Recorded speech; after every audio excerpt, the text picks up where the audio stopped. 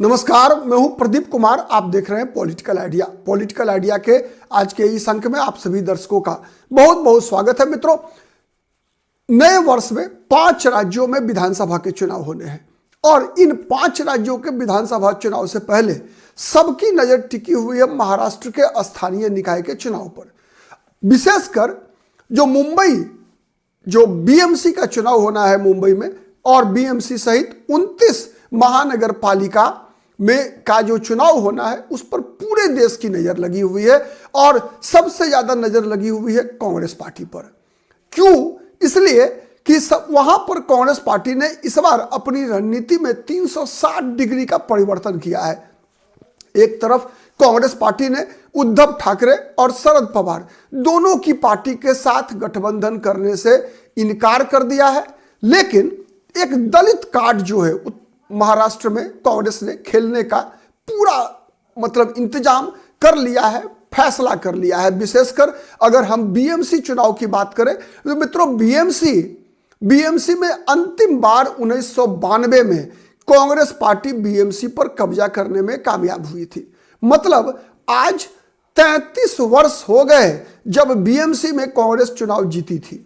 उन दिनों मुरली देवरा कांग्रेस पार्टी के मुंबई के अध्यक्ष हुआ करते थे। ठीक है, आज उनके पुत्र जो हैं वहां पर मिलिंद देवरा, वो शिवसेना एकनाथ शिंदे की पार्टी के साथ है। ठीक है, तो 33 वर्ष हो गए कांग्रेस के बीएमसी पर कब्जा किए हुए।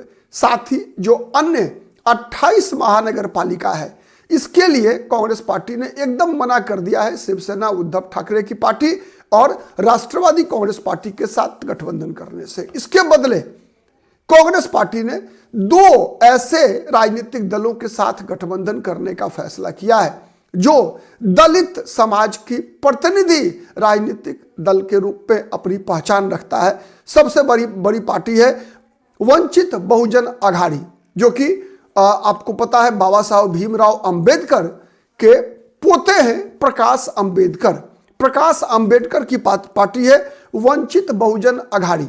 इसके साथ गठबंधन करने का फैसला कांग्रेस पार्टी ने किया है।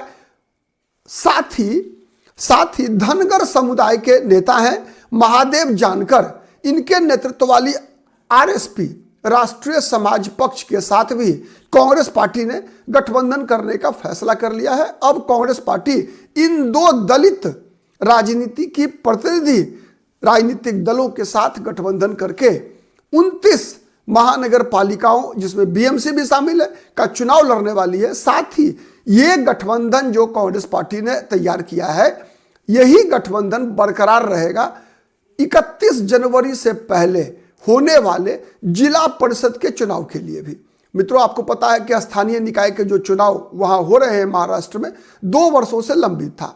इससे पहले 2017 में चुनाव हुआ था। ठीक है, नियमतः ये 22 में हो जाना चाहिए था, लेकिन 22 के बदले 25 में हो रहा है और ये अदालत के आदेश से हो रहा है।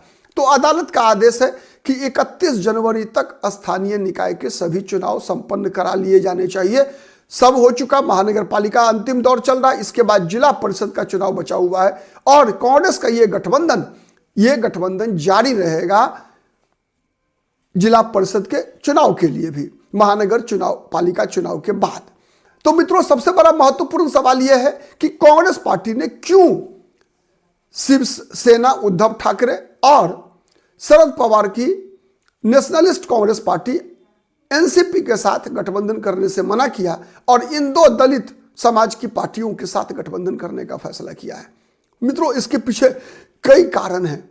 उसमें जो सबसे प्रमुख कारण यह है कि चाहे वो लोकसभा चुनाव 2024 का रहा हो या 2025 का विधानसभा चुनाव है, कांग्रेस का यह अनुभव रहा कि जब से कांग्रेस पार्टी शिवसेना के साथ गई, तब से कांग्रेस का जो आधार वोट बैंक हुआ करता था महाराष्ट्र की राजनीति में, वो आधार वोट बैंक विशेषकर मुसलमान और दलित मतदाता कांग्रेस का साथ छोड़ते हुए दिखे हैं। मित्रों, बीएमसी का चुनाव का जहां तक सवाल है, तो 1992 में भी जो कांग्रेस पार्टी बीएमसी पर कब्जा करने में कामयाब हुई थी, उस चुनाव में भी कांग्रेस का गठबंधन रामदास अठावले रामदास अठावले जो अभी एनडीए के साथ है, नरेंद्र मोदी की सरकार में मंत्री हैं केंद्र में, उन्हीं की पार्टी के साथ कांग्रेस पार्टी का गठबंधन था और उस गठबंधन में रहकर कांग्रेस पार्टी ने बीएमसी पर कब्जा जमाया था। उसी फॉर्मूले के आधार पर कांग्रेस पार्टी को लगा कि अगर हम शिवसेना और एनसीपी के साथ गठबंधन करते हैं तो कांग्रेस पार्टी का जो दलित और मुसलमान का आधार वोट है, मुंबई सहित अन्य जितने भी शहरी इलाके हैं जहां महानगर पालिकाएं हैं, उनमें कांग्रेस का साथ धीरे धीरे छोड़ती जा रही है। तो अपने आधार वोट को दोबारा अपने साथ लाने के लिए कांग्रेस पार्टी ने यह पैतरा चला है, बदला है, अपनी रणनीति में बदलाव लाया है और इसी की तरफ इशारा करते हुए मुंबई कांग्रेस के जो महासचिव है जाकिर अहमद ने कहा कि चूंकि केंद्र की राजनीति में नरेंद्र मोदी के समक्ष दलितों के बीच, मुसलमानों के बीच राहुल गांधी एकमात्र विकल्प हैं और जब जब राहुल गांधी और कांग्रेस पार्टी ने गठबंधन किया शिवसेना के साथ तो मुसलमान साथ छोड़ देते हैं, दलित साथ छोड़ देते हैं। एमएनएस जो राज ठाकरे की पार्टी है, चूंकि उसका भी गठबंधन शिवसेना के साथ है तो एमएनएस के कारण जो है उत्तर भारतीय साथ छोड़ देते हैं। तो ये सब कई ऐसे अनुभव विगत दो चुनाव के अंदर, चाहे वो 24 का लोकसभा और 25 का विधानसभा, जिन दो चुनाव को कांग्रेस पार्टी ने शिवसेना उद्धव ठाकरे की पार्टी के साथ गठबंधन करके लड़ा, उसका ये परिणाम का अनुभव कांग्रेस पार्टी के लिए विपरीत रहा। लोकसभा चुनाव में भी जहां तक देखेंगे तो लोकसभा चुनाव में मुंबई की 6 लोकसभा सीटों में कांग्रेस के खाते में 2 सीटें आई, जिसमें 1 सीट कांग्रेस जीतने में कामयाब रही, वो वर्षा गायकवाड़ भी दलित समाज से आती है, तो वर्षा गायकवाड़ की जीत हुई। विधानसभा चुनाव में पता है कांग्रेस पार्टी को किस प्रकार से शिवसेना के दबाव के आगे झुकना पड़ा और मुंबई में बहुत ही कम सीटें कांग्रेस पार्टी को लड़ने के लिए मिली विधानसभा की। परिणाम क्या हुआ? कांग्रेस पार्टी के मात्र 3 विधायक चुनाव जीतने में कामयाब रहे और इन 3 विधायकों में 1 विधायक मुसलमान और 2 दलित समाज के ही हैं। तो इन सब आंकड़ों से यह स्पष्ट होता है कि कांग्रेस पार्टी के पास, अगर कांग्रेस को अपना आधार बरकरार रखना है, बचा के रखना है, जो आधार कांग्रेस से छिटकता जा रहा है, उस आधार को यदि अपने से जोड़ के रखना है तो कांग्रेस पार्टी का पास एकमात्र विकल्प है कि कांग्रेस किसी भी तरीके से शिवसेना का साथ छोड़ दे। शिवसेना के साथ रहकर कांग्रेस पार्टी अपना आधार बरकरार नहीं रख पाएगी।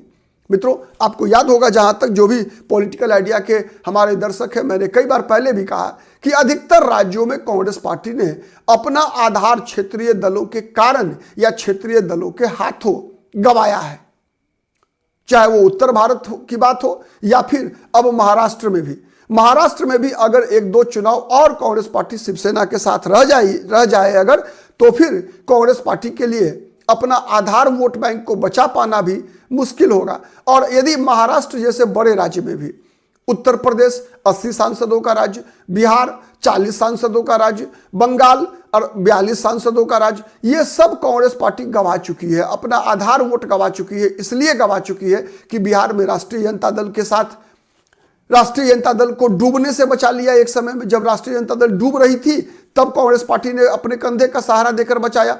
उत्तर प्रदेश में मुलायम सिंह यादव की पार्टी जब बहुजन समाज पार्टी के साथ 63 का आंकड़ा बना, 36 का आंकड़ा बना, जब गेस्ट हाउस कांड हुआ, उसके बाद जब मुलायम सिंह यादव की पार्टी छिन्न भिन्न होने के कगार पर थी, कांग्रेस पार्टी ने कंधा देकर बचाया। ममता बनर्जी, अगर 2011 में कांग्रेस पार्टी के साथ गठबंधन नहीं होता तो ममता बनर्जी किसी भी कीमत पर वाम मोर्चा की सरकार को वहां से अपदस्थ करने में सफल नहीं हो पाती। परिणाम क्या हुआ? हर जगह से कांग्रेस पार्टी समाप्त होती गई, खत्म होती गई, अपना आधार गंवाती गई। तो इस प्रकार से 80 उत्तर प्रदेश और 82 बिहार और बंगाल, 162 लोकसभा सीट पर कांग्रेस पार्टी एक प्रकार से कह सकते हैं कि क्षेत्रीय दलों की बी टीम बन गई, क्षेत्रीय दलों की दया पर निर्भर हो गई। अगर महाराष्ट्र भी कांग्रेस पार्टी ऐसे ही लगी रही अगर शिवसेना के साथ, तो 48 सांसदों वाला महाराष्ट्र भी कांग्रेस अपना आधार वोट गंवा देगी, तो यह आंकड़ा पहुंच जाएगा 210 का। तमिलनाडु पहले से कांग्रेस खत्म हो चुकी है, क्षेत्रीय दल के हाथ गंवा चुकी है, 69 से कांग्रेस पार्टी सत्ता से बाहर है। तो ऐसे बड़े बड़े राज्य आप कह सकते हैं कांग्रेस गंवाती गई।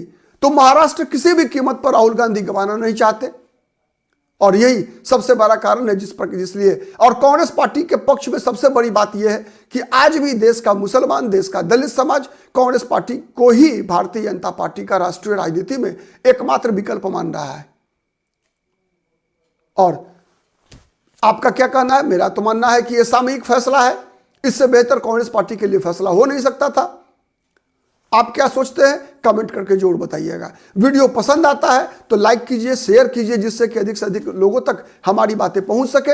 अब तक यदि पॉलिटिकल आइडिया को सब्सक्राइब नहीं किया है तो प्लीज सब्सक्राइब कर लीजिए। आज के लिए इतना ही, बहुत बहुत धन्यवाद।